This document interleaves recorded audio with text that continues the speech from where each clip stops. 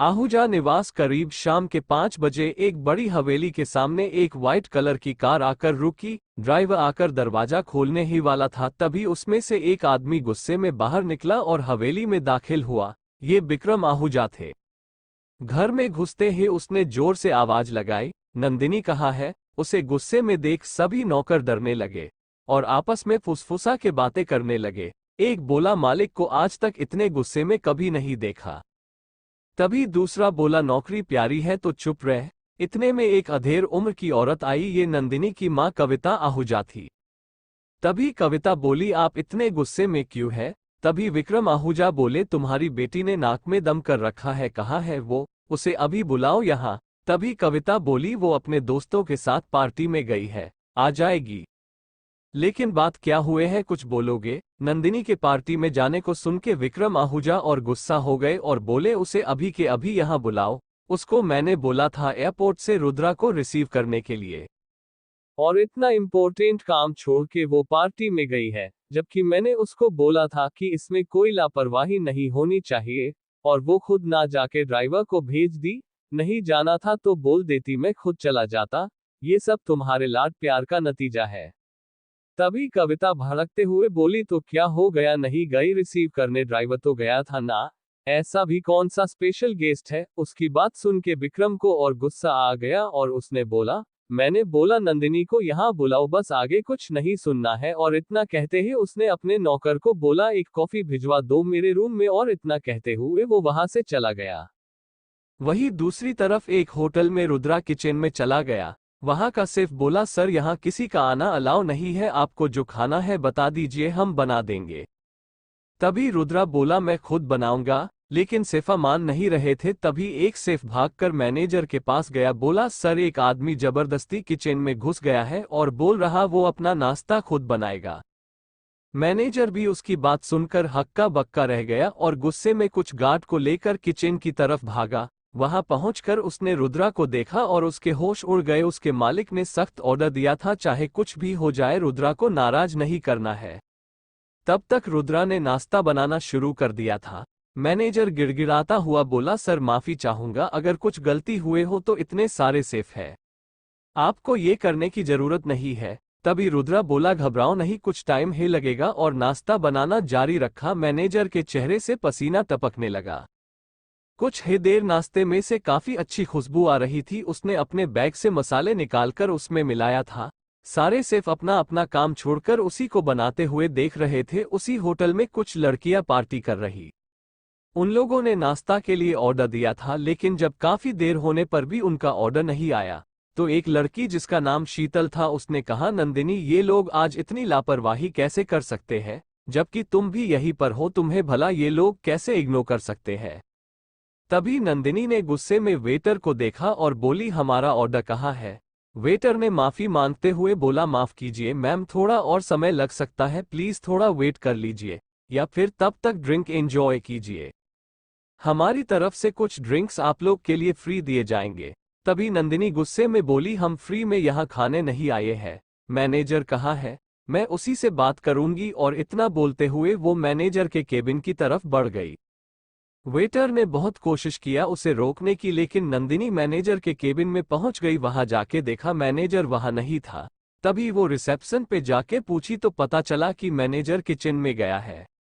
नंदिनी भी किचन का रास्ता पूछते हुए वहां पहुंच गई तो उसने देखा एक आदमी कुछ बना रहा है और सारे शेफ उसे बड़े ध्यान से देख रहे हैं। तभी उसकी नजर मैनेजर पे पड़ी और वो गुस्से में बोली, क्या तुम लोग अपने कस्टमर को ऐसे ट्रीट करते हो? वहां सब अपने अपने ऑर्डर का इंतजार कर रहे हैं और तुम लोग यहाँ टाइम पास कर रहे हो। मैं तुम लोगों की शिकायत तुम्हारे बॉस से करूंगी।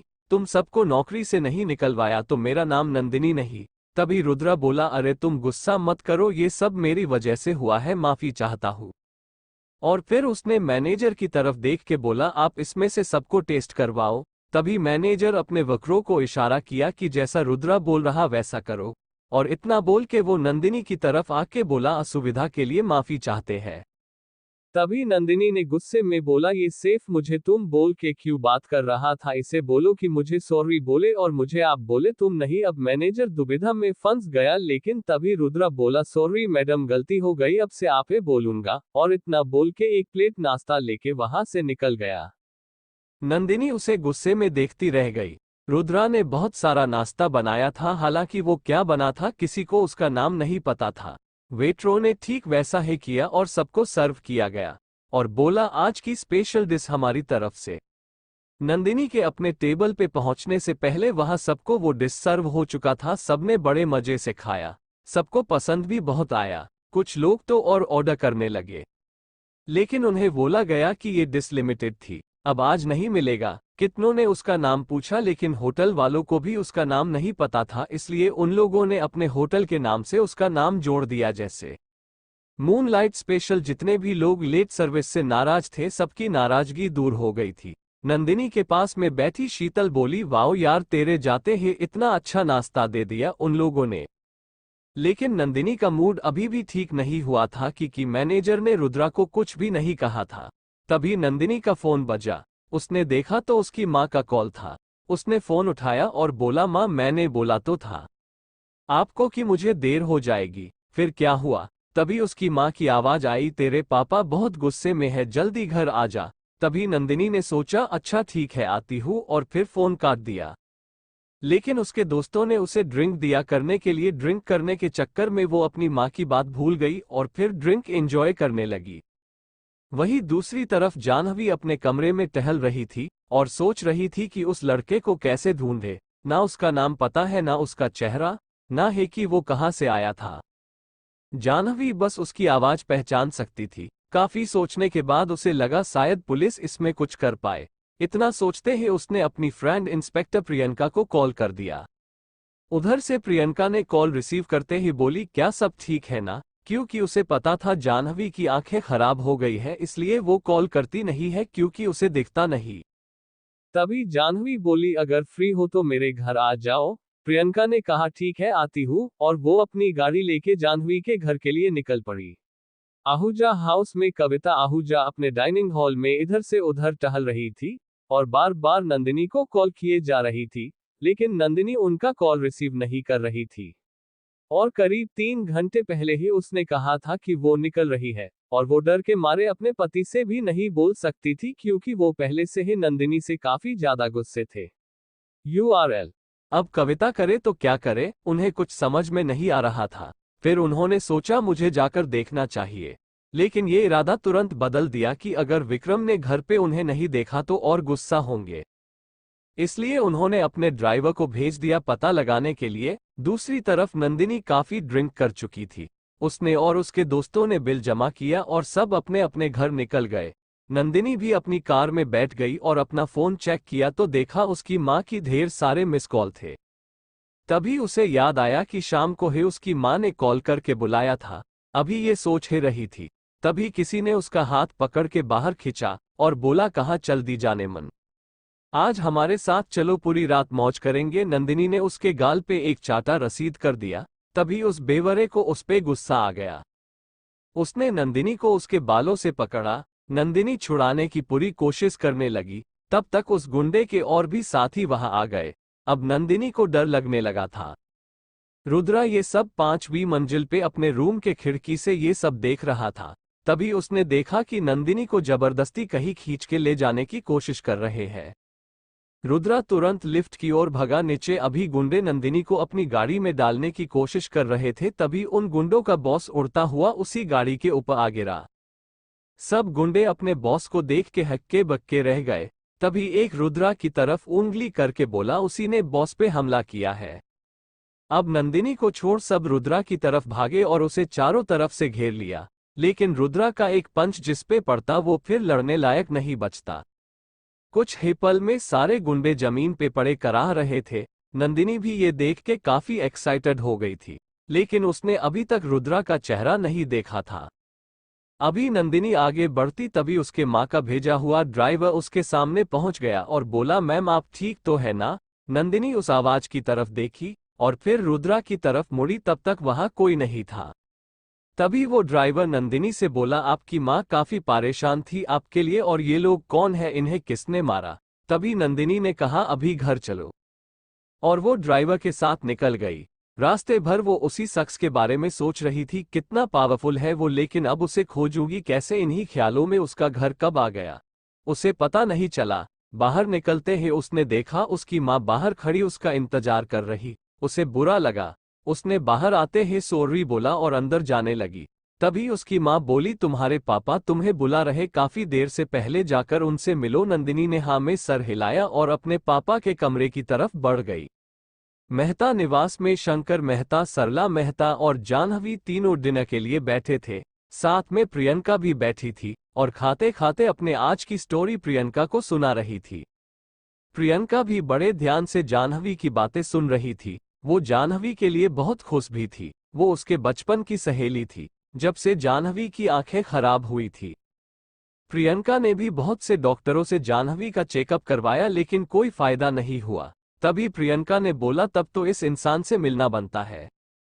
ये सुन के जाह्नवी का मुंह लटक गया और बोली, मुझे कुछ भी नहीं पता उसके बारे में। तभी प्रियंका बोली, वो मैं ढूंढ लूंगी, तू चिंता मत कर, आखिरकार मैं पुलिस में हूँ। उसकी बातें सुन के सब मुस्कुरा दिए। खाना खाने के बाद दोनों जाह्नवी के कमरे में चली गई। वही देर तक दोनों ने ढेर सारी बातें की। फिर जाह्नवी ने जिद किया तो प्रियंका वही उसके पास रुक गई। जब नंदिनी अपने पापा के कमरे में गई तो देखा उसके पापा एक टक खिड़की से बाहर देख रहे हैं। जैसे ही नंदिनी ने आवाज दिया, पापा आपने बुलाया था, तभी विक्रम उसकी तरफ देखे बिना गुस्से में बोले, 5 घंटे पहले बुलाया था।